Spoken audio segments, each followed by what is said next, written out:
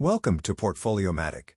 In this tutorial, we'll walk you through the Strategy Tester page, your ultimate tool for simulating and understanding the balanced value averaging investment strategy. We'll cover how to configure each field, what it's for, and how to interpret the results. Let's get started. First, we have the scenario configuration, where you set up the parameters for your test. Let's break down each field. Initial balance. Enter the amount you'd like to start with in your portfolio.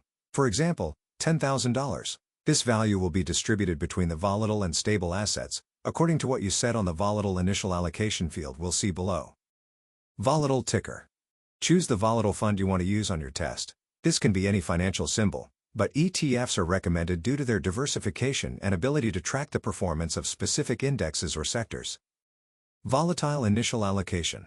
At the start of the test, we will set the holdings of your volatile asset to the percentage you configure here, and the rest will be assigned to the stable asset. So if you start with $10,000 and set volatile initial allocation to 80%, then $8,000 will be assigned to volatile, and $2,000 to stable. Volatility growth rate. Specify the expected annual growth rate for your volatile asset. This will vary based on the symbol you chose. As a rule of thumb, if the ticker grows less than your growth rate, you'll end up fully invested in the volatile asset. Setting a smaller growth rate can reduce potential profits while increasing portfolio stability by allocating more to the stable asset. To avoid becoming permanently fully invested in the volatile asset, set a value here that is below the historical average for the ticker you selected. Try running tests with different numbers to observe how it would have performed over various periods. Operation frequency. The BVA strategy generates trade signals on the specific period you configure. This can be at the end of each month, each quarter, or each year. Pick the frequency at which you'd like to make trades. Stable ticker. Select a stable fund. This could be a bond ETF, cash equivalent, or, if you want a spicy configuration, it can also be a stock ETF, or any other market symbol you want to work with. Period cash addition.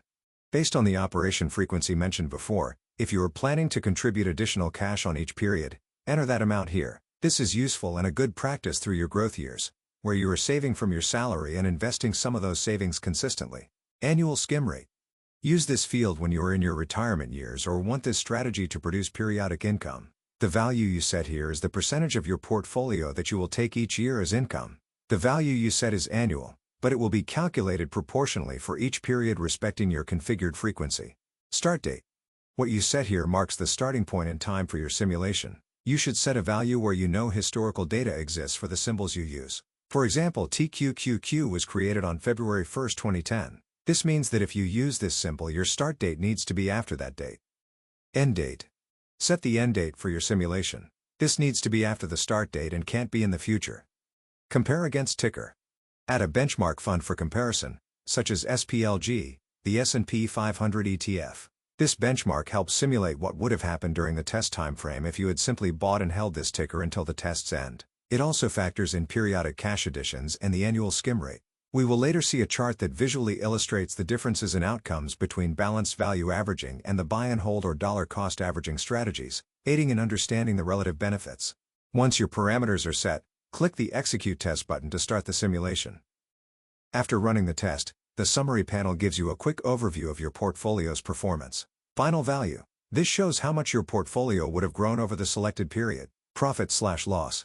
This indicator highlights the profit made from your initial balance and additional contributions. Allocation breakdown. This pie chart shows the final allocation between your volatile and stable funds. This snapshot helps you quickly understand how the strategy performed. Historical performance chart. The historical performance chart provides a detailed view of your portfolio's behavior over time. The blue line represents the total value of your portfolio. The pink area shows the holdings of your volatile fund. The gray line represents the target value for the volatile ticker as determined by the strategy. The green area shows the holdings of your stable fund. This chart is great for understanding the strategy's dynamics over different market conditions. For example, the small spikes you see on the volatile area indicate where the volatile asset diverged from the target, prompting the test to signal buying or selling to align the volatile holdings with the target. Every time this happens, you can also see an opposite change in the stable asset as money is moved from one fund to the other. Strategy comparison. Next, the strategy comparison chart compares balanced value averaging to dollar cost averaging. The blue line represents balanced value averaging, while the red line shows dollar cost averaging. This visual comparison helps you see the added value of using Portfoliomatic's approach. In this comparison, Notice that even though the strategy is more volatile, it often avoids dipping below the dollar cost averaging line. This means that the money allocated using balanced value averaging provides opportunities that would not have been possible with a DCA approach. Periods table. The periods table breaks down the portfolio's performance by individual periods. It includes the period end date, and for that date, the total account value, volatile value, stable value, cash, and volatile target value. This table is perfect for users who want a granular view of their portfolio's adjustments. Sharing and saving configurations. Once you are done with your test runs, you can share your test setup with others or save it for future reference using the Share Configuration button. That's a complete overview of the Strategy Tester in Portfoliomatic. Whether you're exploring the strategy or fine-tuning your portfolio, this tool helps you make informed decisions. Try it out today and see how Portfoliomatic can enhance your investment journey. Visit portfoliomatic.ca and start building and testing your strategies now.